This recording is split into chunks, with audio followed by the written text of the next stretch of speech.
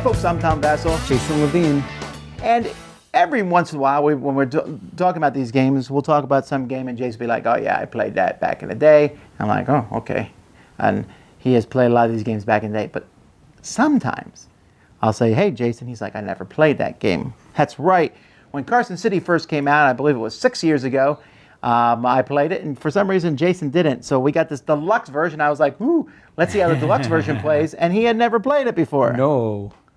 Which was surprising because it's a Euro game, but it is actually one of my favorite games. Just going in and saying that. It's a worker placement game, but allows you to go after other players with a vengeance. Let's show you a little bit about what's in this box and a little bit about how the game plays. Pew, pew.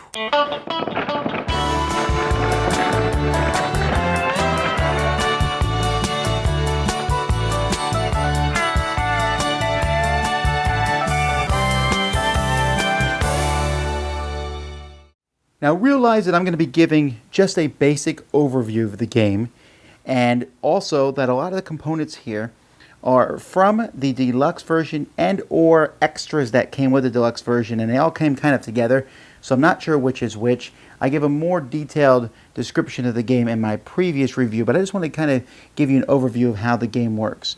Players are going to start with a certain number of resources, but the game does come with this variant where you can choose what you get at the beginning. Almost like a role-playing game, you can spend money to buy different starting setups. Each player is going to have a color, and they have their own player board where they'll basically just keep all their stuff as just kind of a placeholder for that.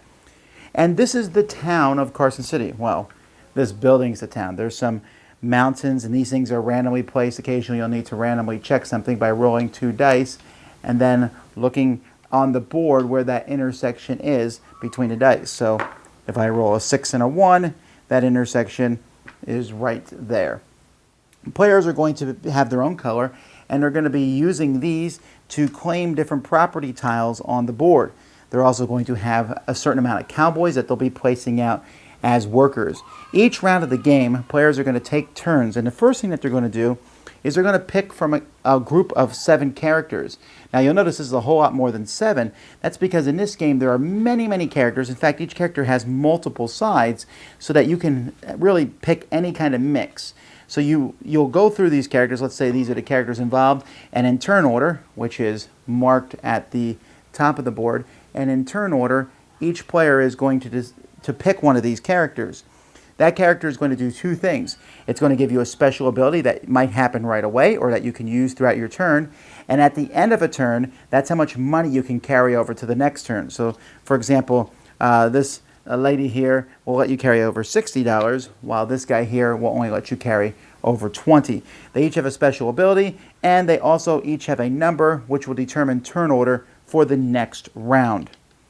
Players are going to take turns basically placing these cowboys on the board. This will claim spots on the board.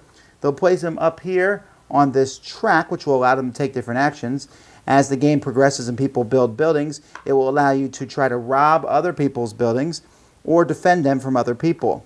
Everything on the board, cowboys can be placed on it, but if multiple cowboys are placed on something, when it gets to turns to see who controls that, you are each going to roll a die, add that to the number of guns that you might have and or cowboys that you have that are not placed on the board, and whoever has the higher amount is going to win that duel and get to do whatever it is, whether it's robbing someone else's building or if there's an action up here, you're the one who gets to take the action. There's a few places where no duels can happen, like you can just go here and get $4, but that's basically most of the spots on the board only one person can get. So there's a kind of, like I said, a plethora of different things you can take. This gives you a token. That's 3 guns. That will help you out. This gives you roads, which you need to connect to your buildings. This gives you 1 road. Here, when we basically resolve these actions in order, when you get to here, you'll check each spot on the board to see if people can claim new land areas. These are buildings that you have to pay the costs for. Over here, you'll get money for different things. Here, like for example, here you roll 2 dice and get money. Here, your buildings on the board will produce money, and then here you can get points. And the game is going to do the same thing 4 rounds over. Now, as you place buildings on the board, you have to place them on your own property, and each building is going to get a certain amount of money and this money is tracked on the outside of it. In fact, you can even flip it depending on different things. Like, for example, this mine is going to get money for each mountain that it's adjacent to. In different areas, a bank might get money, basically, when it's next to certain houses. Some buildings, when you build them, you're required to put more buildings into town. Most of the buildings require you to have roads that attach to them from the main town somehow, that are placed on the borders like this. And so knowing how to place these houses and how to get money and where to put the buildings is a big feature of the game. At the end of the game, whoever has the most points is the winner. You can use money as the game goes by to get things you need, but you're going to essentially get points here, or buy points, or get points on the different spaces here. And some buildings and houses that you control at the end of the game will get you points for controlling those spots. There's also a variant that includes horses that you can use. You don't have to play with the horse variant, but the horses kind of give you an optional thing. You can place horse on the board to do those. There's a variant where you can replace the dice rolling with gun tokens, that you'll play these gun tokens instead of rolling a die to see who wins each duel. And there's other, like a variant where you can play stuff at the same time. There's many different things included in this deluxe edition, but it's all about building up the town of Carson City by using these action spaces here. And there are many different types of buildings that will show up, some giving you special abilities, some just giving you a lot of money. Now, like I said, Carson City is a worker placement game. It's a game in which you're putting things out, but I don't know that there are many worker placement games where Jason can put a worker out somewhere and I can go in there and challenge him. There aren't. And well, there might be a few others. There aren't any that I could think of off the top of my head, and I really like the challenge aspect. Now, what I found interesting is, if you're someone who's peaceful in games, not going to mention anyone, but they're not going to like this game. Because this is a very confrontational Euro. Very. We will go in and challenge their pieces, and they'll be like, I give up, I don't want to shoot you. Well, no, okay. Jason's being super specific, but I found that some people don't like this because of that, because that the game can come down to that fighting back and forth. Some people don't like the dice rolling either aspect of that, but you can fix that by using the chips in this. That gives you a little bit more control on that part. But I'm a big fan of that. The game to me is certainly one where in most worker placement games, going first is a big deal, right? Because I'm the first person to go to a spot, that's mine. However, in this time, Jason goes somewhere first. Well, then Ruth can be like, well, I'm going to take that from you. I'm going to take it anyway, and I'm going to go shoot you out of there, and we're going to have a showdown at the OK Corral and see who's going to win that space. And it's great. I love the conflict, because it means that going for guns is just as important as going for the victory points. And the guns don't actually give you victory points, but they will help you to earn victory points later by beating someone for something. Yeah, and I think the theme of this game is very strong. I think that the Carson City, the whole building a city and working is strong. There's going to be a little bit of at the beginning. You have to look up and see what each building does. I really wish there was almost like a little aid that kind of gave you quick descriptions of the buildings. But I love in this edition specifically the variety. You have all these buildings. You have all different roles. I love how every game you can play with different roles, which I think is a really neat thing. And the roles, the role drafting is one of the most unique aspects of the game, too. I mean, it's been done in games like Citadels and whatever, but the role drafting, and each role has a different amount of money that they could keep, so... Right, it's not just their special ability, it's how much money you can keep from round to round, which is pretty critical. Which matters for when you're collecting victory points. Everything about this game is well balanced, well done, it's phenomenal. Yeah, I enjoy, like I said, all that. I especially enjoyed, we played a variant in one game where we got to pick what we started with. Yes. Did you like that? Yes, I did like that. It was just a neat concept. Okay, I'm going to take a special ability, or how much am I going to start with in the different things? I'm going to start with guns. I'm going to focus on that. Or I'm going to start by being a landowner. And that's a cool concept. If I'm playing with people who have played before, I think I would always prefer to play with that. Yes, because you could construct your own start. And I don't remember what you did. I remember you won that game, but I don't remember what you did. Look at that smile. Yeah. No, in that particular game, I took the negative points at the beginning. That's right. To give myself some extra money. That's right.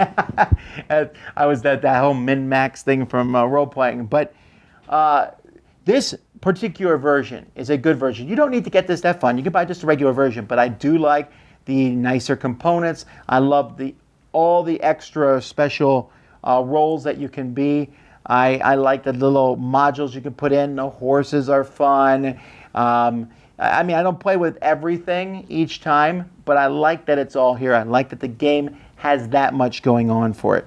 Carson City is one of those Euros, I think, that stood the test of time. I don't see as many people talk about it, but for me, it fits a unique genre. There's a lot of worker placement games out there, but in this one, you are not only placing workers in specific spots, you're placing them on the board almost as an area control. You're placing them to rob other people's things. Yes. You're placing them to stop people. There's the sheriff. There's just a lot going on, but it flows really well. I felt like I was in the Wild West. Every time I play this, the theme, and usually in a Euro game, the theme doesn't come through, but in this one, the theme really comes through because you're fighting, you're robbing, you're doing everything. It feels theme engaged, and you can't say that about many Euros, but this one does it well, and it's phenomenal. This is a game that still, Quinn's only doing it. I don't think there's a U.S. publisher yet for it, is there? I'm not sure, but if not, there should be. The special edition is that, again, this is a game that if you can hunt down and get it, I'm trying to figure out where it might... The original version is. It's right here. Oh, Eagle Griffin. Eagle Griffin brought it to America. That's right. This is the original version right here, and you can see it's a slight difference in box thing here. Yeah, but this version is fine, but this version is just amazing and adds a lot more to it. So anyhow, what's your awesomeness rating for Carson City? My awesomeness rating is a 9. Oh my goodness. I will also give it a 9 without the cheesy gun effect, because I've already stabbed Jason in the back. Great worker placement, great theming, not for the faint at heart, honestly, but for those who don't mind a little bit of the in-your-face, they're going to like it. Carson City. Thanks so much for watching the Dice Tower videos. Find more great videos and reviews, as well as our top-rated audio podcast at Dicetower.com. You can also find other great shows at DicetowerNetwork.com. I'm Eric Summerer, and you've been watching The Dice Tower. The Dice Tower is sponsored by Cool Stuff Inc., where you can find great games for great prices. Cool stuff in stock. Check them out at CoolStuffInc.com.